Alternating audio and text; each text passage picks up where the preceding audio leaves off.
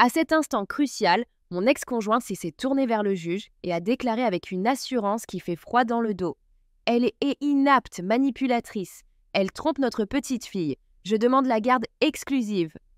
Le monde s'est arrêté de tourner. Ces mots, prononcés avec une précision si froide, restaient suspendus dans l'air. Et l'expression de la juge était indéchiffrable, mais il y avait une lueur qui suggérait qu'elle prenait en compte ces affirmations. Ma voix se sentait emprisonnée derrière une barrière invisible. Mon corps était rigide, perché de façon insensible sur le banc impitoyable de la salle d'audience. Voilà qu'un homme, autrefois mon partenaire, celui qui avait professé un amour éternel, m'accusait à présent de menacer la personne la plus précieuse de ma vie, notre fille Sophie. Sophie, âgée de 7 ans, s'accrochait à la main de ma mère quelques rangées plus loin, ses grands yeux noisettes observant tout, reflétant la tempête d'émotions que je ressentais. Elle semblait comprendre la gravité du moment. J'étais désemparée, mais il semblait que j'étais seule dans ma lutte. Vêtu d'un costume gris impeccable, Damon ne s'est pas présenté comme le mari éloigné et plein de paroles désobligeantes que je connaissais, mais comme l'incarnation d'une paternité calme et réfléchie.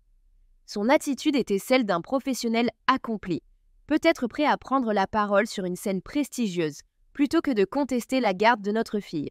Son charisme, qui m'avait attiré vers lui, n'avait jamais faibli. Cela faisait partie de la façade. Lorsque la juge a tourné son enquête vers moi, s'attendant à une réplique, j'ai à peine pu émettre un murmure, la gorge serrée par l'émotion. À côté de moi, mon avocat m'a jeté un regard de soutien, mais est resté silencieux. La salle d'audience est tombée dans un silence tendu, attendant ma réponse. Mes doigts tremblaient, j'étais sur le point de perdre ma fille, et il semblait que le monde ait été aveugle à la tromperie de Damon. C'est alors qu'une petite voix déterminée, venue de l'arrière, a brisé la tension. « Votre honneur, j'ai quelque chose sur ma tablette qui provient du téléphone de papa et que vous devriez regarder. » La salle pivote à l'unisson et la confusion se lit sur le visage de l'huissier. Le teint de Damon pâlit. Habituée à son attitude sereine, la juge Harmon arborait à présent une expression de réelle surprise. D'un pas décidé, Sophie s'avança au-delà des rangées de bois, contournant Damon, et s'approcha courageusement du juge, sa tablette à la main. Je ne savais pas qu'elle l'avait apportée, ni ce qu'elle contenait. Je ne savais pas qu'elle avait enregistré. Mais lorsqu'elle a remis l'appareil, j'ai senti un changement sismique dans la pièce. « Qu'est-ce qu'il y a là-dedans » a demandé la juge, une note de curiosité dans sa voix sévère. « C'est le week-end dernier » dit Sophie d'une voix calme mais assurée. Papa ne savait pas que j'écoutais, il était très en colère. Par son acte de bravoure, ma fille l'avait mis en lumière la vérité d'une manière que je n'avais pas été capable d'exprimer. Soudain, la salle d'audience qui m'avait semblé si étrangère et hostile s'est transformée. C'était désormais l'arène de Sophie. En repensant à l'époque qui a précédé la tension de la salle d'audience et les échanges stériles, il n'y avait que nous, Sophie et moi. Notre petit appartement était notre sanctuaire, avec sa modeste surface habitable agrémentée de 2 chambres et d'une seule salle de bain. C'était notre maison heureuse, bien qu'humble, avec des planchers qui se plaignaient au moindre bruit de pas, tard le soir. Pourtant, Sophie aimait notre petit monde, qu'elle surnommait affectueusement notre sanctuaire. Elle chérissait les rideaux roses de sa chambre, insistant sur le fait qu'il baignait son espace d'une lueur onirique semblable à un nuage de bonbons. Tous les soirs, elle insistait pour qu'on lui raconte 2 histoires au lieu d'une, s'enfonçant dans ses draps en serrant dans ses bras sa tortue en peluche, Moby. Malgré les exigences strictes de mon travail de rédactrice indépendante, ces moments étaient des plaisirs non négociables. Ma mère, qui vivait à proximité, était autre roc, sa présence étant une bénédiction fréquente. Elle arrivait souvent avec un repas fait maison ou rangeait notre espace avec une attention maternelle, me rappelant « Aria, tu es plus forte que tu ne le penses ». L'esprit de Sophie l'était doux et pourtant très perspicace, déstabilisant les adultes avec ses questions poignantes. Un soir, alors que je me trouvais dans un moment de vulnérabilité et de larmes, elle m'a couverte de sa couverture, sentinelle silencieuse au moment où j'en avais besoin. Notre rituel le plus précieux était notre jarre de vérité, un refuge pour ses curiosités et ses craintes après la séparation d'avec Damon. Qu'il soit fantaisiste ou déchirant, chaque bout de papier tiré de ce bocal signifiait l'engagement d'un dialogue franc, souvent salutaire. En observant ma fille qui se tenait debout, avec la vérité comme bouclier, je me suis rendu compte que le petit appartement et nos routines simples n'étaient pas seulement la toile de fond de nos vies. Ils étaient le fondement de notre lien. et Sophie s'avérait en être la plus féroce protectrice. Je lui ai toujours dit la vérité lorsqu'elle me l'a demandé, même lorsque la vérité était douloureuse. La séparation d'avec Damon avait été loin d'être facile. Il semblait plus préoccupé par le contrôle que par le bien-être de notre fille. Même si les papiers du divorce indiquaient que nous avions la garde conjointe, ses actions racontaient une autre histoire. Il pinaillait sur mes choix parentaux, faisait des histoires sur les repas que je préparais et s'acharnait sur moi si j'étais ne serait-ce qu'un peu en retard pour aller la chercher. Les jours où Mila revenait de chez lui, elle était souvent silencieuse et distante, ne m'adressant parfois la parole que pendant une bonne partie de la semaine suivante. J'avais soulevé ces questions au tribunal, mais Damon savait comment charmer une foule. Ancien athlète universitaire devenu leader commercial charismatique, il pouvait illuminer une pièce et se souvenir de chaque détail des personnes qu'il rencontrait. Son assurance semblait innée, ce qui contrastait fortement avec son comportement en privé, où le moindre incident pouvait vite le mettre hors de lui. D'habitude, j'ai tenu un registre méticuleux. Tous les courriels durs, tous les messages injustes, je les avais compilés. J'avais des textes où il me réprimandait, me disait des choses qu'aucun enfant ne devrait jamais entendre son père dire à propos de sa mère. Mais j'ai protégé Mila de ces mots, pensant que je la protégeais. Puis, un soir, après un échange particulièrement froid lors de la dépose, Mila m'a demandé si j'avais déjà eu peur en présence de son père. Regardant ses céréales, sa voix à peine à un murmure, elle a admis que c'était aussi le cas, mais qu'elle pensait qu'elle ne devait pas en parler. Cette nuit-là, je suis restée éveillée, hantée par l'idée que je n'en avais peut-être pas fait assez pour la protéger, que mes tentatives pour maintenir la paix n'étaient en fait que des abandons silencieux. Peu de temps après, Damon a demandé la garde complète. Il a prétendu que c'était moi qui causais des dommages émotionnels à Mila, que je la nourrissais de mensonges à son sujet, que j'étais trop erratique et instable pour être un parent efficace. Son avocat a présenté une série d'accusations me décrivant comme inapte. En les lisant, mes mains tremblaient. J'ai dû m'asseoir, accablée. Mon amie Caroline est restée à mes côtés, m'a serré le poignet en insistant « La vérité est de ton côté ». Je voulais la croire, mais au tribunal, la vérité semblait perdre de son volume, éclipsée par les manœuvres juridiques et les récits stratégiques. L'avocat de Damon m'a dépeinte comme une femme en train de se défaire. Mon avocat m'a conseillé de garder mon sang-froid, de ne parler que lorsqu'on me le demandait et de ne pas laisser mes émotions prendre le dessus. Mais intérieurement, j'étais frénétique. Mila voyait chaque larme cachée, entendait chaque chuchotement rassurant, même lorsque je n'étais pas sûre que tout irait bien.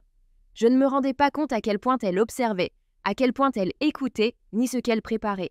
Mila n'avait que 7 ans, mais elle semblait saisir la gravité des vérités inexprimées. Elle a compris que la vérité ne devait pas seulement être dite, mais qu'elle devait être vue et reconnue par le tribunal. Le jour de l'audience arriva. Le sommeil m'avait échappé la nuit précédente. Mila dormait en tenant son pingouin en peluche, Pepper, et je l'ai veillée jusqu'à l'aube avec un sentiment de lourdeur dans la poitrine. Il ne s'agissait pas seulement d'une bataille juridique, mais d'un combat pour son avenir. Ma mère nous a accompagnés ce matin-là, revêtue de son écharpe la plus digne, symbole de la force que j'avais l'impression d'avoir perdue. Mila a choisi une robe bleu tournesol et a préparé sa tablette d'école, sa routine n'ayant pas changé. Elle est restée silencieuse pendant le trajet, fredonnant une mélodie que je ne connaissais pas. Lorsque nous sommes entrés dans le palais de justice, Damon était déjà là, vêtu du costume bleu marine de notre dîner de répétition, mais cette fois, son sourire était dépourvu de toute chaleur authentique, remplacé par un vernis de stratégie. Son avocat, calme et posé, lui a chuchoté des stratégies. À l'oreille. Damon a regardé dans notre direction, offrant un sourire creux et un signe de la main décontractée, comme si nous n'étions que des invités à une réunion anodine. Mila, saisissant le manque de sincérité, n'a pas répondu à notre signe de la main. La salle d'audience avait la froideur d'un théâtre, stérile et exact. Le rôle portait nos noms, mais j'avais l'impression que c'était mon personnage, incarné par Damon, qui était jugé. Lorsque la juge Harmon est entrée, l'atmosphère s'est immédiatement tendue. Elle est allée droit au but en demandant à l'avocat de Damon de poursuivre. Son introduction présentait Damon comme le pilier de la stabilité, mettait en avant sa maison bien rangée, ses revenus fiables, et racontait ses supposés efforts pour protéger Mila de ce qu'il décrivait comme ma volatilité émotionnelle. Les textes qu'il a fournis ont déformé nos conversations dans un contexte qui correspondait à son récit. Dans l'un d'eux, j'ai dit à Damon à quel point je me sentais épuisée et tendue. Il a interprété cela comme un signe de mon incompétence et de ma fragilité psychologique. Lors d'une autre rencontre, je lui ai demandé d'adoucir son ton à mon égard, ce qu'il a ensuite manipulé en m'accusant d'être dominatrice et trompeuse. Je suis restée assise, silencieuse, pendant que mon ancien partenaire déformait chaque mot que j'avais prononcé pour en faire une arme contre moi. Interrogée par le tribunal, Damon s'est exprimé avec une tranquillité troublante. « Elle est instable », a-t-il affirmé. Elle me dépeint comme un méchant pour notre fille. Elle la déstabilise et lui inspire des craintes inutiles à mon sujet. Ce n'est pas par méchanceté que je demande la garde, c'est par nécessité de la protéger. Le terme « protéger » m'a frappé avec force. Le juge Harmon s'est tourné vers moi. « Madame Trafford, vos commentaires ?» Ma gorge s'est serrée, les mots ont été bloqués par une barricade d'émotions. Mon pouls s'est accéléré, et bien que les mots aient martelé mon cœur en voulant jaillir, mon discours s'est essoufflé. J'ai jeté un coup d'œil à notre fille, Mila, dont les jeunes jambes pendaient de son siège et dont les yeux étaient écarquillés par un mélange d'inquiétude et d'absence de peur. Mon avocat est intervenu en tentant faiblement de souligner ma force émotionnelle et les défis typiques d'une mère célibataire. Ce n'était pas suffisant, loin de là, pour faire face à la profondeur de la situation. La cruauté que Damon avait déchaînée lors d'une simple conversation téléphonique en présence de Mila, ou ses nouveaux accidents nocturnes après ses visites, n'ont jamais été évoqués au cours de la conversation. Le juge se contenta d'acquiescer, griffonnant des notes. Damon se leva à nouveau, confiant. « Votre honneur, je demande la garde complète. Je crois que ma fille souffre émotionnellement dans l'arrangement actuel, et je ne vois plus la garde conjointe comme un choix bénéfique pour elle. » La pièce a semblé s'effondrer autour de moi, ma respiration s'est devenue superficielle, mes mains se sont agrippées fermement aux accoudoirs. Une fois de plus, mes yeux se sont portés sur Mila, ne sachant pas comment la protéger de cet effondrement flagrant. Puis, de manière inattendue, Mila a relâché l'emprise de sa grand-mère, s'avançant d'un pas déterminé sans demander l'approbation. « Votre honneur », proclame-t-elle en levant une vidéo sur sa tablette. « Cela vient du téléphone de papa, c'est important. » Les couleurs de Damon se sont éteintes, ma mère a inhalé brusquement. J'ai pivoté, abasourdi.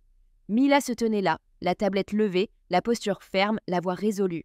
Le juge Harmon a cligné des yeux de surprise. « Pardon ?» Mila Bishketsins a poussé la tablette plus haut. « C'est du week-end dernier, il ne savait pas que j'écoutais. Mais j'étais réveillée. Cela semble pertinent. » Le silence étouffe la salle d'audience. Ni Damon, ni son avocat, ni le juge ne prononcent un mot. Pendant un instant fugace, la vérité semble faire pencher la balance. Au centre de la salle d'audience, Mila serra sa tablette comme s'il s'agissait d'une armure. Malgré la robe tournesol un peu petite qu'elle portait, elle n'a jamais faibli ni cherché à l'être validée. Elle a affronté seule le système judiciaire. « Je pense que vous devez voir ça », insiste-t-elle une fois de plus. Le juge Harmon fit signe à l'huissier d'un signe de tête. « Apportez-le ici », ordonne-t-elle. Mila s'est approchée et a passé l'appareil avec assurance. La salle d'audience retint son souffle, le genre de silence tendu à travers un canyon. Damon serra les mâchoires, son avocat se déplaça mal à l'aise. L'atmosphère était tendue. Lorsque le juge a l'appuyé sur play, la salle s'est remplie du faible bourdonnement ambiant d'un fond sonore enregistré, du genre de ceux qui habitent la hante les nuits tranquilles. La voix de Damon a éclaté, dure, réprimandante, sans la sérénité qu'il affichait quelques minutes auparavant. « Tu te crois malin ? Essaie de le dire à quelqu'un. Tu seras expédié, ta mère ne pourra pas t'aider. » Le bruit d'une chaise qui racle violemment, d'un plat qui s'écrase. La voix timide de Mila a suivi. « Je suis désolée. » Il a répliqué. « Ne réponds pas, tu devrais être reconnaissante pour tes visites. Rappelez-vous, ne dites rien. » Le juge a mis la lecture en pause, fixant profondément l'image figée, tandis que la salle d'audience absorbait le décalage saisissant entre l'homme qui se trouvait devant eux et la voix de l'enregistrement. Damon se tortille, son avocat marmonne des conseils précipités et désespérés. Pourtant, la juge n'a fait que lever la main pour les faire taire. Pour faire taire le chaos. « D'où vient cet enregistrement ?» demanda-t-elle en gardant son calme. Sans perdre de temps, Mila va répondu. Il a laissé son téléphone près du canapé. Il a commencé à crier. Je voulais l'enregistrer. J'avais peur, mais je pensais que si quelqu'un écoutait, peut-être qu'il nous comprendrait, maman et moi. Mon cœur s'est serré. Ma petite fille avait été terrifiée. Elle avait élaboré une stratégie et exécuté son plan avec une bravoure qui surpassait celle de nombreux adultes. J'avais envie de me précipiter vers elle, de la prendre dans mes bras et de lui dire qu'elle n'aurait jamais dû être confrontée à une telle situation. Pourtant, je suis restée assise, c'était son moment de briller. Damon s'est interposé, le ton défensif comme s'il était acculé. « Votre honneur, cet enregistrement ne montre pas toute la vérité. Je ne faisais que la discipliner. Elle a dépassé les bornes. »« Assez !» interrompit fermement la juge, sa voix douce perçant pourtant l'air tendu comme un éclat de verre. Damon se tait immédiatement. La juge Thompson reporta alors son attention sur Mila. « Merci pour votre courage, » déclara-t-elle. « Vous pouvez retourner à votre place maintenant. » Mila fit un lent signe de tête et revint sur ses pas, chacun semblant plus lourd que le précédent.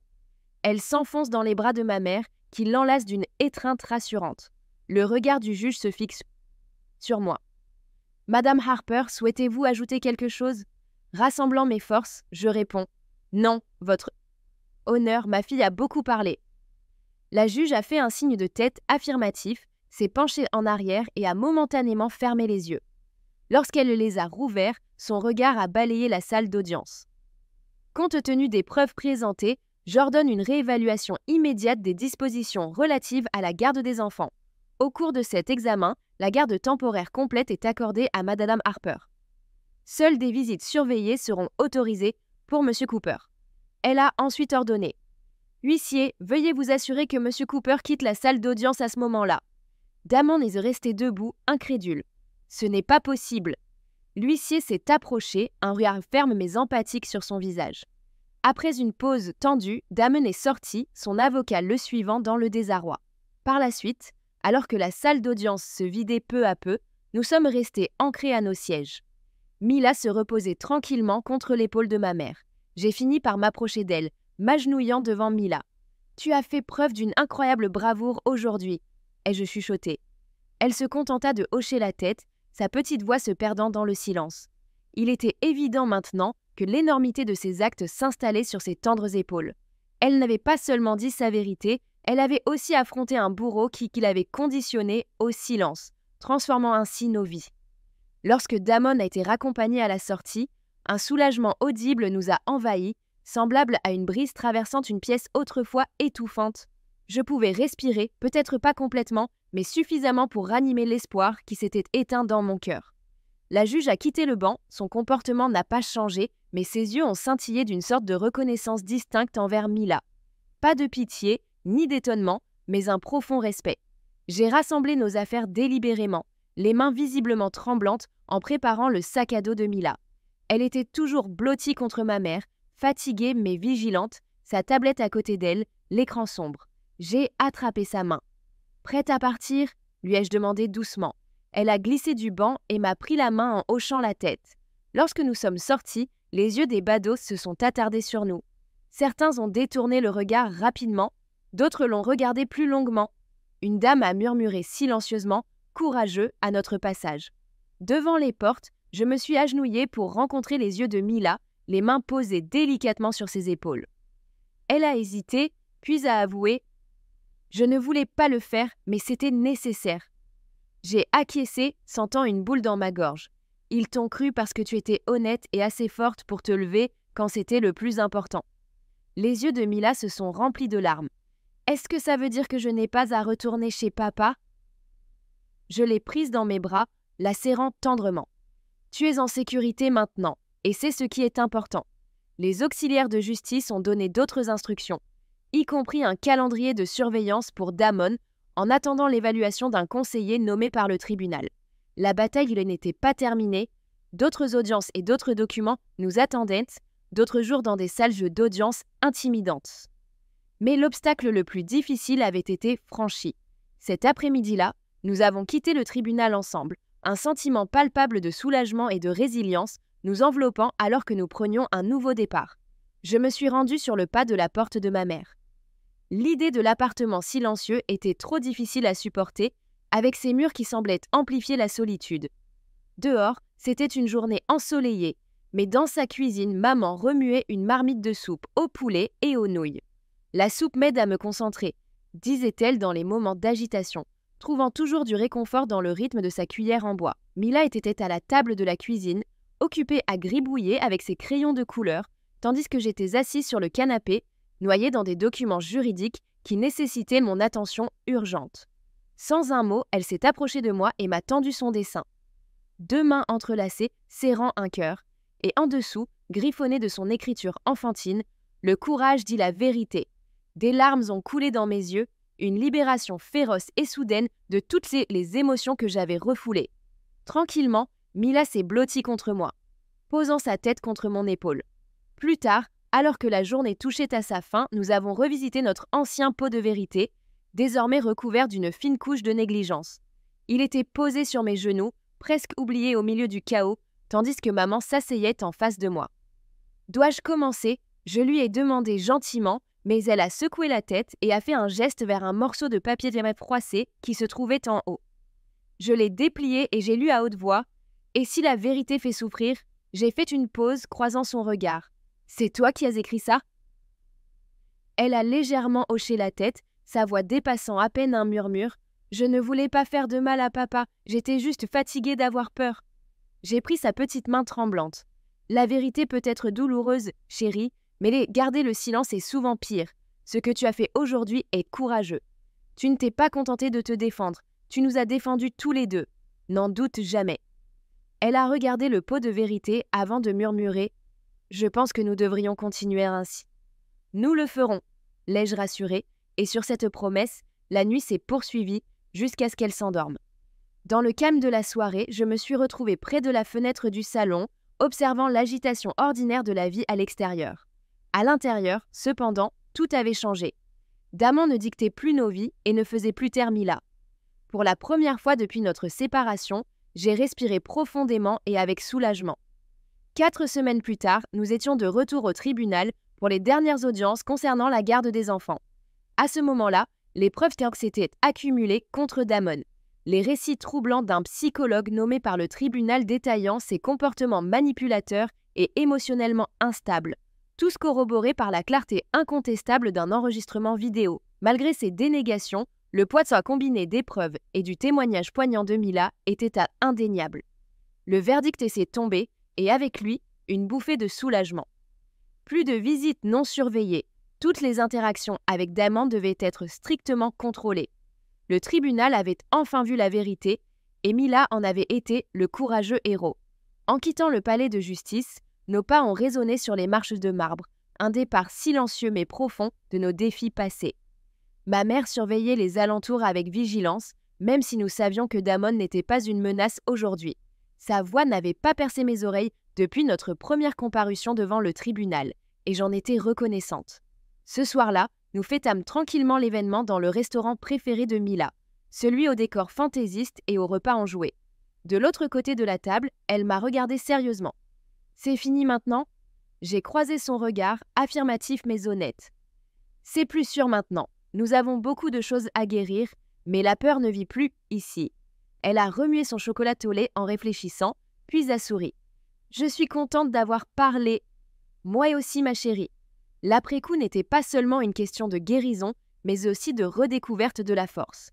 Pas celle qui rugit, mais celle qui résonne, discrètement puissante, dans le courage d'un enfant qui dit sa vérité. Au fur et à mesure que nous avancions, la thérapie faisait à nouveau partie de ma routine. Non pas comme une béquille, mais comme un chemin vers le bien-être. La compréhension et la guérison n'étaient si elles pas seulement une possibilité, c'était notre nouvelle réalité. Et chaque jour, nous avons appris non seulement à survivre, mais aussi à nous sentir à nouveau en sécurité. Dernièrement, Emma s'est mise à illustrer son monde. Le contenu de ses dessins, qui représentaient autrefois des bâtiments isolés sous un ciel couvert, a évolué. Aujourd'hui, ces toiles fleurissent d'arbres bien enracinés et d'enfants reliés par leurs petites mains. Parmi sa collection, il y a un favori particulier, une représentation de notre pot de vérité, qu'elle a fièrement placé sur le mur de sa chambre. Chaque soir, elle veille à ce que nous y revenions. Un soir, j'ai décollé un bout de papier sur lequel était inscrite la question suivante. Les personnes courageuses ont-elles peur ? Son regard curieux a croisé le mien tandis que je confirmais « Oui, mais ils ne laissent pas la peur écrire leur finale. » Peu après, une autre question est sortie du bocal. Les enfants peuvent-ils aussi veiller sur les adultes ? Retenant en son regard, j'ai répondu « Oui ». Ce récit a été partagé non seulement comme une narration, mais aussi comme un phare pour les âmes silencieuses, prises dans la contemplation, doutant que leur vérité ait du poids ou qu'elle puisse un jour remplacer la façade maintenue par d'autres dans les sphères publiques. Cette histoire souligne que la vérité n'émerge souvent pas enveloppée dans la rhétorique juridique ou par le biais des tribunaux solennels. Elle peut plutôt jaillir des observations innocentes mais profondes d'un enfant qui choisit de rompre le silence. Ma perception de la maternité s'est profondément transformée. Alors que je croyais qu'il était de mon devoir de protéger Emma des dures réalités de la vie, j'ai appris que la véritable force réside dans le fait de marcher à ses côtés pendant les périodes turbulentes, de lui enseigner la vitalité de l'honnêteté et de lui permettre d'être témoin de mes vulnérabilités et de mes rétablissements. Certes, les jours difficiles sur Terre ne sont pas derrière nous, mais ils ne sculptent plus nos identités. Nous ne sommes plus confinés aux versions craintives de nous-mêmes qui semblaient autrefois inévitables. Nous nous affirmons lorsque c'est nécessaire, nous sommes sereins par choix et toujours libérés. Emma a fait plus que dire sa vérité dans cette salle d'audience. Elle a éclairé notre chemin. Pour la première fois depuis longtemps, je n'ai pas eu l'impression de perdre une partie d'elle-même, mais plutôt de me connecter profondément à ce qu'elle est vraiment. Si vous êtes restés pour entendre cette histoire, je vous en remercie sincèrement. Elle n'a pas été simple à partager, mais il est crucial que de telles histoires soient exprimées. Peut-être qu'une mère engoncée dans sa solitude a besoin de savoir qu'elle n'est pas seule. Peut-être qu'elle avait besoin de cette histoire. Si cette histoire vous a touché, n'hésitez pas à aimer la vidéo, à la partager et peut-être à laisser un commentaire. Vos mots ont une valeur inestimable. Pour d'autres récits qui viennent du cœur, abonnez-vous et activez les notifications. D'autres vidéos vous attendent. Merci encore une fois pour votre présence. Restez courageux, compatissants et souvenez-vous que votre vérité est importante.